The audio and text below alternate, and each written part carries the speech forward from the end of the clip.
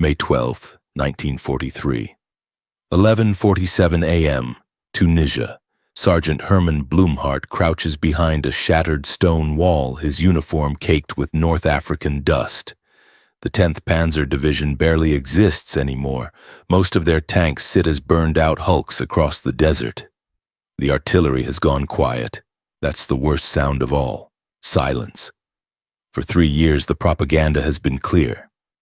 Americans are gangsters. Jewish-controlled monsters. Capitalist barbarians who torture prisoners. Fight to the last bullet, they were told, because capture means death. Slow, agonizing death. Herman looks at his canteen. Empty. His ammunition pouch. 3 rounds remaining. Around him, men are standing up, hands raised, white cloth waving. His company commander, a captain who still believes in Hitler's promises, shouts for them to hold position. Nobody listens. The captain drops his voice, then his pistol. Herman rises slowly, hands above his head. He expects to die today, just not in combat. The British soldiers approaching don't shoot. They look tired, businesslike, almost bored.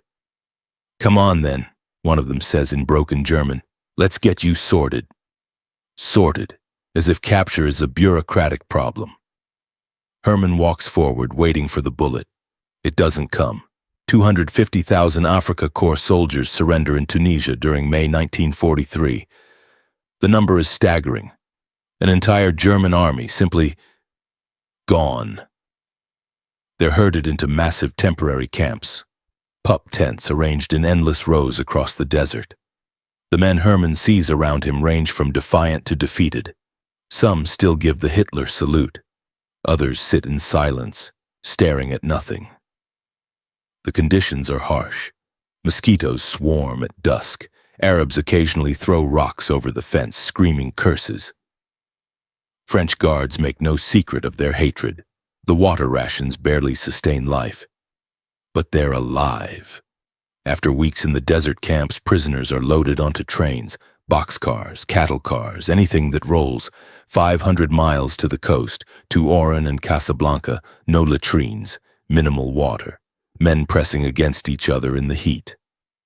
Herman thinks, this is where it ends, the coast. An execution site, probably, a mass grave. Instead, he sees ships. Liberty ships. American cargo freighters whose cavernous holds once carried tanks and ammunition to North Africa. Now they'll carry prisoners to America. The holds are empty. Steel decks, no furniture. Prisoners sleep wrapped in blankets on the cold metal. Hundreds of men packed together, rolling with the Atlantic swells. On Herman's ship, the talk is constant. What awaits them in America? One man insists New York has been bombed to rubble. He heard it from his company commander. Another says California is in flames from Japanese attacks. A Luftwaffe pilot claims the whole American food supply system has collapsed. They're starving, he says, worse than Germany. They'll work us to death in mines, Siberia-style camps. If they don't execute us first, someone adds. A former bank clerk named Wilhelm speaks up. Maybe it won't be so bad. The Geneva Convention, a sergeant interrupts, is words on paper. You think the Americans care about words? Herman stays quiet. He's trying to prepare himself mentally for whatever comes, torture, starvation, execution. He thinks about his fiancée Katie back in Germany. At least she'll never know how he died. The irony isn't lost on anyone. They're crossing the Atlantic in a convoy, zigzagging to avoid U-boats. German U-boats. Their own submarines are now their biggest threat. A U-boat crewman in the hold laughs bitterly. Wouldn't that be perfect, sunk by our own side? 3 weeks at sea, then one morning a shout from above, "Land!" Men crowd the holds, craning to see through the openings. The sight that greets them makes no sense. June 1943, New York Harbor. Herman stares at the skyline. Manhattan's towers rise intact, pristine, no bomb damage, no ruins. Ships crowd the harbor, massive vessels loading and unloading cargo at a pace that suggests anything but shortage. The propaganda was lies, all of it. They disembark at Camp Shanks in New York, still wary, still expecting the other shoe to drop. American soldiers process them with bureaucratic efficiency. No beatings, no torture, just forms and photographs and endless lines. Then the clothing distribution. An American sergeant calls out the inventory in English. A translator repeats it in German. 2 pairs of shoes, 3 pairs of pants, 5 pairs of socks, 4 pairs of underwear, 4 undershirts, 1 wool jacket, 1 raincoat, gloves, handkerchiefs. Herman stares at the pile. 5 pairs of socks? In the German army, you were lucky to have 1 pair without holes. The American camp commander addresses them through a translator. His voice is matter-of-fact, almost friendly. You will be treated in strict accordance with the Geneva Convention. We will not make your lives deliberately harder than necessary. You may choose your own leaders to represent you. You will be housed and fed to the same standards as American soldiers stationed in the United States. The men exchange glances. This has to be a trick, a temporary kindness before the real punishment begins. Then comes dinner. The mess hall doors open. Prisoners file through with metal trays. American cooks in white jackets serve the portions. Turkey, actual turkey, massive portions. Mashed potatoes, vegetables, bread, butter. Herman sits with his tray, unsure if he's allowed to eat it. A guard notices his hesitation. Go ahead, it's yours. That night, a prisoner named Alfred Ahrens writes in a concealed diary, "We thought we had arrived in paradise." Another man whispers to his bunkmate, "We eat more in a single day here than during a whole week at home in Germany." Herman lies on his cot, an actual cot with clean sheets and a blanket, and tries to reconcile everything he was told with everything he's experiencing. The cognitive dissonance is overwhelming. The generosity isn't accidental, it's strategy. In Washington, the calculation is cold and clear. Germany holds 30,000 American prisoners. The German government has mostly followed Geneva Convention rules so far. But Hitler is unpredictable, desperate. What happens when the Third Reich faces defeat? The U.S. House Military Affairs Committee issues a directive. Follow the Geneva Convention to the letter, not because of compassion, because of leverage. The slightest deviation on our part, the committee declares, would instantly result in more than retaliatory measures against American prisoners in German hands. Such a contingency must not be overlooked for a single instant. It's the golden rule as military strategy. Treat enemy soldiers well. Hope your enemy returns the favor. President Roosevelt sees additional benefits. German POWs can work on American farms, addressing the labor shortage created by millions of men deployed overseas. The prisoners can help feed America and her allies. But the public must see compliance with international law. So Swiss inspectors tour the camps. The International Red Cross monitors conditions. Everything documented, everything photographed. The message to Germany: look how well we treat your soldiers. Do the same for ours. Camp construction begins across America. Over 500 camps eventually. From the deserts of Arizona to the forests of Maine. The military builds them to the same standards as American soldier barracks. Not punishment camps, not concentration camps. Prisoner of war camps designed to show the world that America fights clean.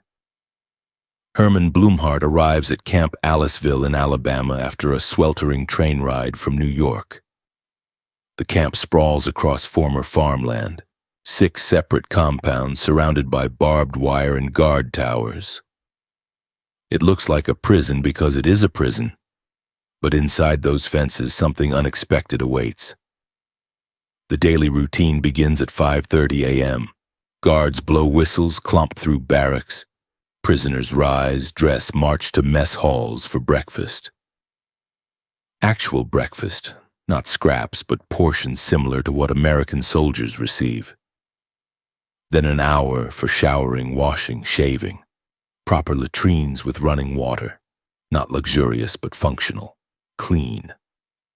At 7:30 a.m., work details assemble. Prisoners in uniform stenciled with PW on sleeves, legs, backs. Guards escort them to work sites, farms, lumber camps, construction projects. The workday runs until 5 p.m. with a 30-minute lunch break. But here's what makes Herman's head spin. They're paid. 80 cents per day. Not German currency, not worthless scrip. Actual payment in the form of camp coupons that can be spent at the canteen. The coupons change colors each month to prevent hoarding.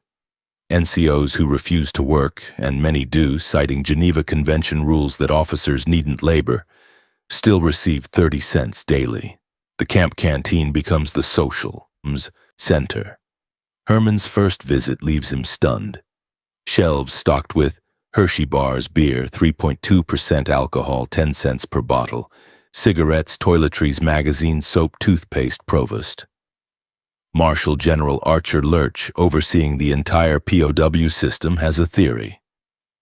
The average German works better if he knows he can buy a glass of beer at night. One prisoner spends nearly his entire daily earnings on 8 bottles of beer. Every single day. The routine makes him genuinely happy. 5 p.m. Work details return to camp. Dinner in mess halls. Then 5 hours before lights out at 10. 5 hours to do whatever they want. Herman discovers the camp has organized activities he never imagined. Soccer fields where inter-compound matches draw huge crowds. Prisoners fashion uniforms from potato sacks, dyeing half the uniforms blue in laundry water, the other half pink with pokeberries picked during farm work. German soldiers playing soccer in baby blue and baby pink. A theater group stages productions of German classics, Goethe's Faust, performed with prisoners playing all roles, including women. Costumes fashioned from camp materials. One man playing a judge wears a wig made from unraveled rope, white stockings, a dress jacket with ruffled shirt front, an orchestra, 6 bands, glee clubs, art classes where prisoners learn sketching, painting, wood carving. One man named Hans Kopera spends mornings studying medical textbooks, afternoons working as an interpreter, evenings making medical drawings in the X-ray lab. He completes nearly 2,000 drawings equivalent to 3 semesters of medical school, educational courses, English, history, geography, mathematics, a wood workshop where prisoners create furniture, toys, sculptures. They take bones from beef served in mess halls, dry them, carve them until they look like ivory. And the crown jewel, a printing press. Prisoners use canteen profits to purchase it. They nickname the massive machine the Flying Dutchman and use it to print their own camp newspaper, Der Zaungast, the observer behind the fence. Movie nights showing American films, enemy soldiers watching Hollywood productions, eating popcorn from the canteen. Mail privileges, 2 24-line letters and 1 postcard weekly. Officers get 5 of each. The camp inspector notes in his report that most prisoners have gained 5 to 10 pounds since arriving in the United States. Herman writes home to Katie. He doesn't mention his weight gain. It would seem cruel given Germany's food shortages. Instead, he assures her he's safe and healthy. He doesn't tell her about the beer. While POWs adjust to camp life, American farms face crisis. Millions of men fighting overseas, fields understaffed, crops rotting. The nation needs food to feed soldiers, allies, citizens. The crisis deepens throughout 1943. Farmers flood the U.S. Manpower Commission with applications for POW labor. In Camp Scottsbluff, Nebraska, requests run 6 to 7 times the number of available prisoners. Politicians from both parties lobby for new camps in their districts. It's like lobbying for bridges or highways, economic development through enemy soldier labor. In fall 1943, the Army makes it official. The highest priority for locating new POW camps is no longer national security. It's the level of need for labor. Elmo Owens farms cotton near Aliceville. When camp officials announce POW labor availability, he's among the first to sign up. The contract is straightforward. He pays camp authorities $1 per 100 pounds of cotton picked. The Army provides prisoners and guards. Elmo provides water and transportation. Regulations strictly prohibit giving prisoners anything else. No cigarettes, extra food, gifts of any kind. On August 24, 1943, 25 German prisoners arrive at Elmo's farm by truck. Guards escort them. A translator handles communication. The Germans step down from the truck and stare at the cotton fields. They've never seen cotton before. Not like this. Growing. In the field. Elmo explains through the translator what they need to do. Pull the fluffy white bolls from the plants, keep it clean, avoid getting trash mixed in. Several prisoners walk to the nearest plants. They reach out tentatively, touching the cotton, feeling it, smelling it. One rubs it on his face, testing the texture. "What is this?" one asks in broken English. They pull at it experimentally, testing strength. The workday runs from 7 in the morning to 15 minutes before 4 in the afternoon. Lunch is provided, water breaks every hour in the Alabama heat. Elmo weighs what they pick at day's end. Each prisoner gets their 80 cents regardless of output.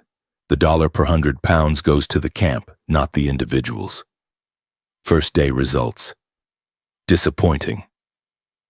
An average American picker, Elmo usually hires local black laborers, manages 200 pounds daily without serious effort. The Germans struggle to reach 80 pounds. By the end of the first week, Elmo realizes the problem. The prisoners aren't lazy, they're simply not built for this work. They've never done agricultural labor. The heat overwhelms them. They lack the technique that comes from experience. One prisoner tells another in German, not realizing Elmo's translator understands. "This is impossible. But if we keep picking this badly, they'll assign us worse work." The prisoners develop a solution. Throughout the day, each man periodically contributes handfuls of cotton to one designated picker. At weigh time, that one man presents over 100 pounds and receives cigarettes Elmo offers as incentive. They share the cigarettes equally. Elmo discovers the scheme after one day, ends the incentive program. Worse, one afternoon, disaster nearly strikes.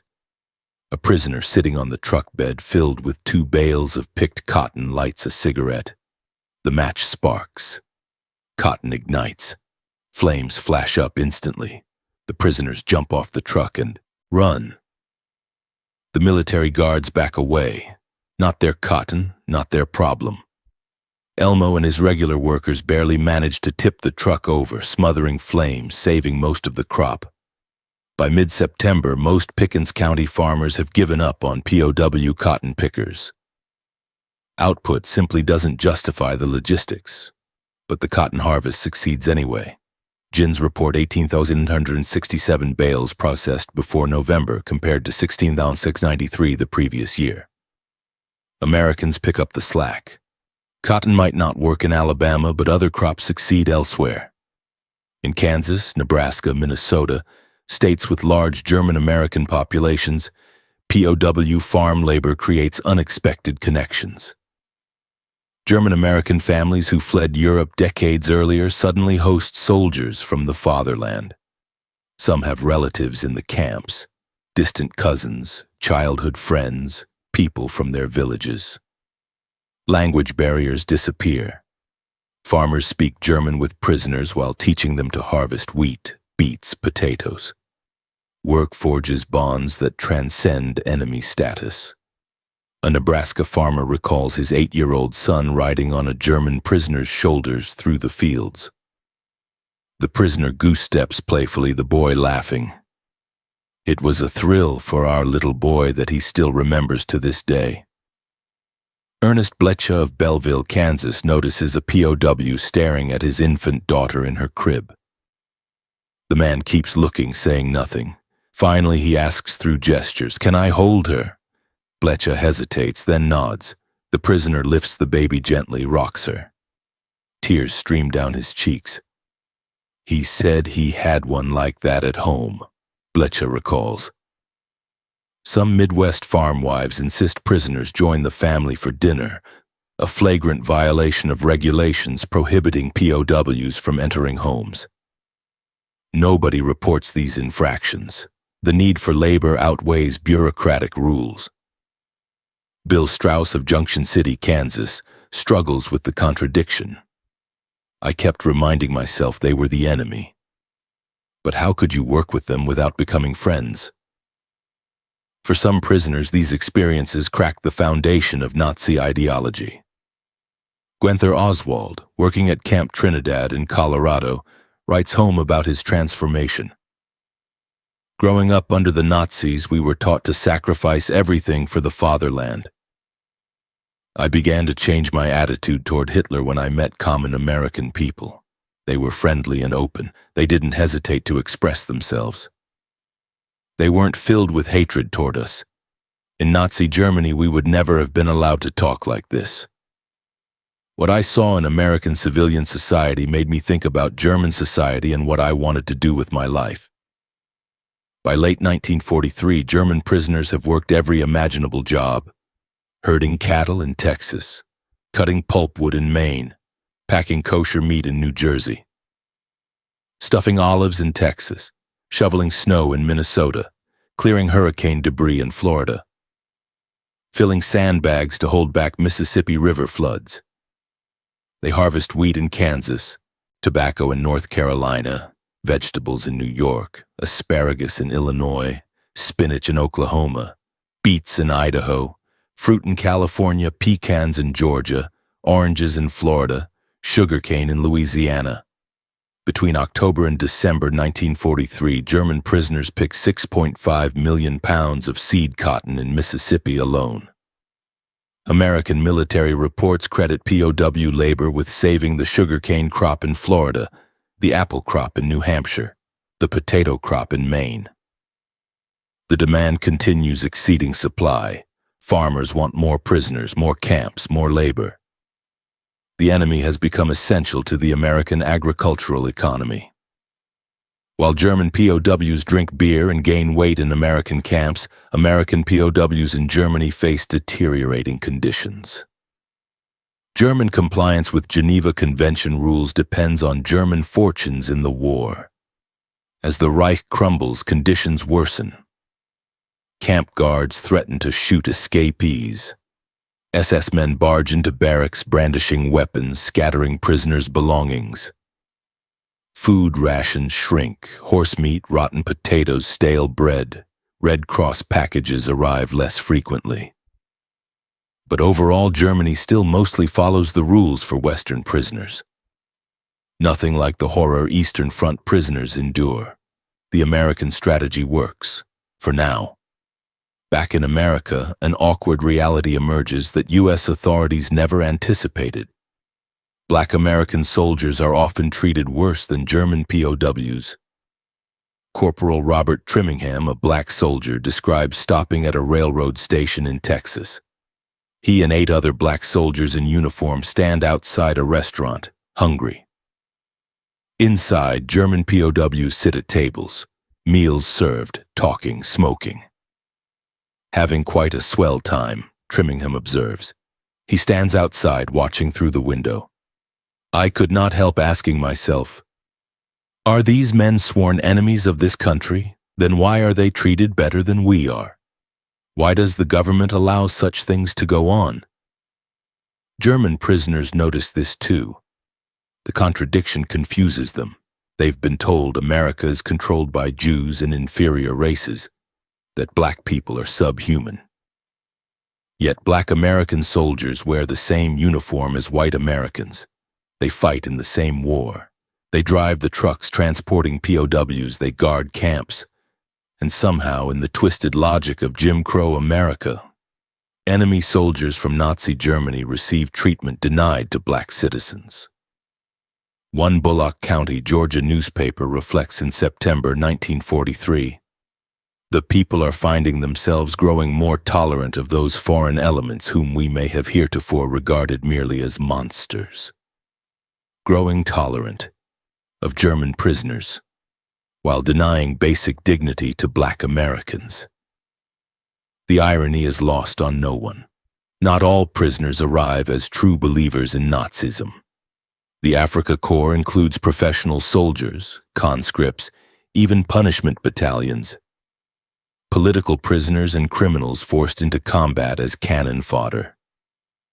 But the hardcore Nazis control camp dynamics initially. They run kangaroo courts, beat anti-Nazi prisoners, enforce Hitler's birthday celebrations. The U.S. Army eventually recognizes the problem. In late 1943, they begin secretly implementing re-education programs.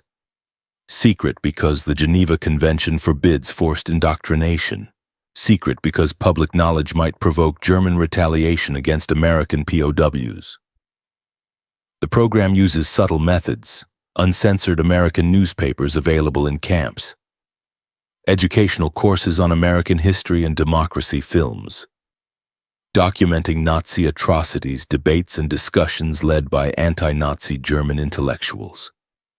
Some prisoners resist, others begin questioning. Herman Blumhardt starts reading American newspapers, articles about the war from non-German sources, reports of concentration camps, accounts of Nazi brutality in occupied territories. He learns English, not because it's required, it's not, because he wants to understand his captors without translation filters. A prisoner named Carl Silbereis studies American history. I also studied American history.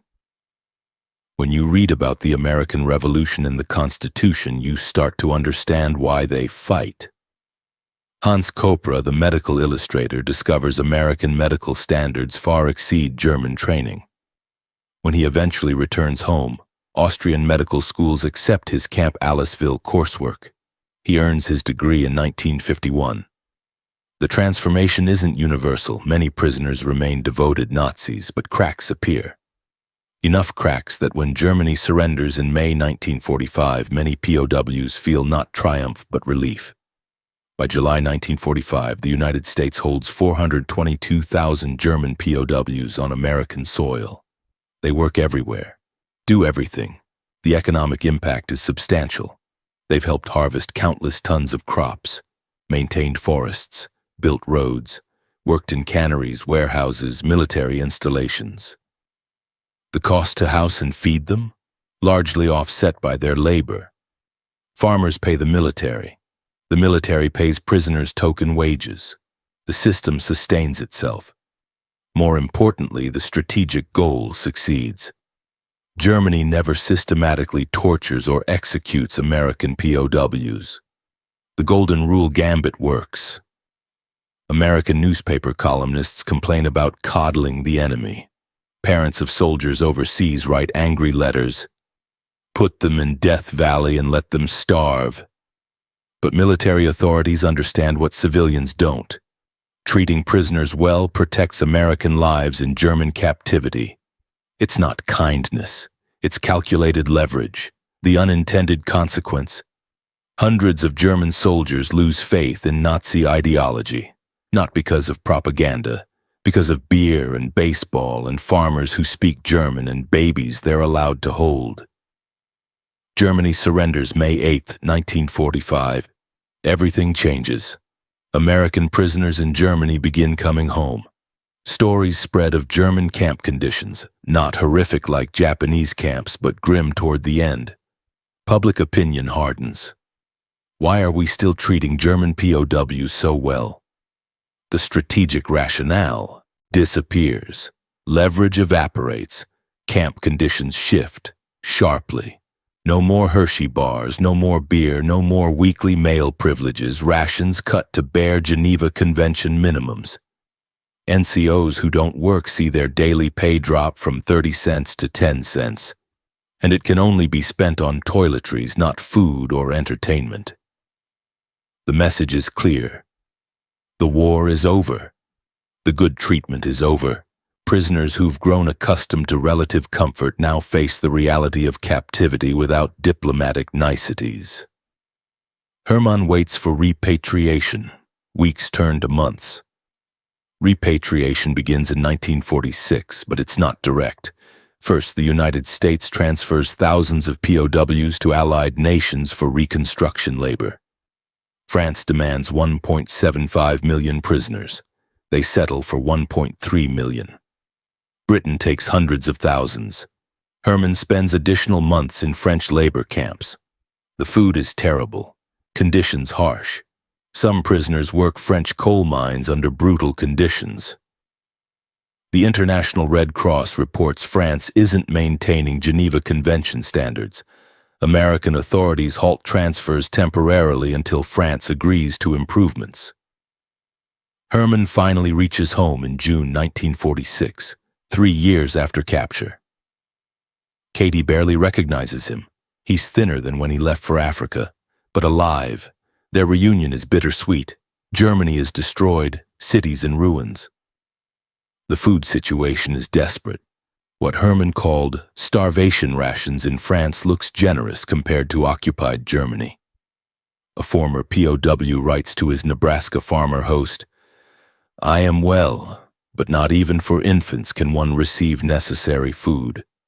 I wish I were still in America. Better to be a prisoner forever in America than to endure this continual hunger." He asks the farmer to send seeds. He wants to try growing sorghum. The irony completes itself. Prisoners who expected to starve in America return home to actual starvation in Germany. Thousands don't stay in Germany. Gerd Cruz, a former Afrika Korps artilleryman, vows to return to America immediately. "When I set foot on German soil and saw what happened, I just as soon turned around." He'd worked on a farm in remote Deschler, Nebraska, made a good impression. The farmer's daughter, Ella Kuhlman, handled care packages the family sent to Germany. Ella and Gerd begin exchanging letters. Then long letters. She travels to Germany, they marry, she brings him back to Nebraska, they farm together, raise a family. Gerd dies in 2005, their sons still farm the property.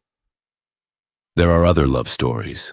A black U.S. Army nurse marries a former POW from Camp Florence, Arizona. Other ex-POWs become doctors, lawyers, business executives, artists. Heinrich and Frieda Godecke build a manufacturing company and retail store. "We came here with 2 suitcases, Frieda says, "and today we have all this. You can do it here in America. I think that is the only place where you can do it." Hans Scharf, the Luftwaffe's master interrogator who'd questioned captured American pilots, settles in Los Angeles in 1950. He becomes a mosaic artist, creating works for the Los Angeles Civic Center, Disney World, Epcot Center, and the floor of the California State Capitol. Not all returns are voluntary. 16 German prisoners remain unaccounted for when the final tallies are done. They never left America. They melted into society with false identities. One by one, over 40 years, they're discovered. Reinhold Pabel runs a Chicago bookstore claiming to be Dutch. FBI arrests him in 1953. Another escapee becomes a wealthy decorator. His photo appears in Collier's magazine. Someone recognizes him. Deported. The last ones aren't caught until the 1980s. Herman Blumhardt expected to die when he raised his hands in Tunisia, May 1943. Instead, he got 80 cents a day and a beer. The calculated kindness. The Geneva Convention is warfare. The Golden Rule is military strategy. The U.S. government never intended to convert enemy soldiers. They intended to protect American POWs in German hands through reciprocal treatment. But unintended consequences ripple through systems. Some Americans were outraged. "Coddling the Nazis!" Newspaper columns demanded harsher treatment. Parents of soldiers overseas called it betrayal. But military planners understood the strategic brilliance, showing democracy works better than explaining it. Letting prisoners experience American society, warts and all, including Jim Crow racism, and draw their own conclusions. More effective than propaganda, more powerful than re-education lectures. Put a man in a camp where he's paid for work, let him buy beer with his earnings. Let him play soccer and stage theater and study English. Feed him well, treat him humanely, then watch as everything his government told him about America crumbles. Not every prisoner changed their mind. Many remained devoted Nazis until death, but enough changed that thousands chose to return, build lives, raise families. The number tells the story. 422,000 enemy soldiers transported to America. Expected death camps. Got 3.2% beer and Hershey bars. Some found it absurd. Some found it suspicious. Some found it transformative. Herman Blumhardt's journey from Panzer Sergeant expecting execution to man who learned America wasn't what Hitler taught. From enemy to, not quite friend, but something else, something more complicated, the power of treating humans humanely. Even in war, especially in war. Because sometimes the most effective weapon isn't a bullet, it's showing your enemy you're not what his propaganda claimed. An 80-cent script coupon, worth one day's work, worth one beer at the canteen, worth challenging everything you'd been told.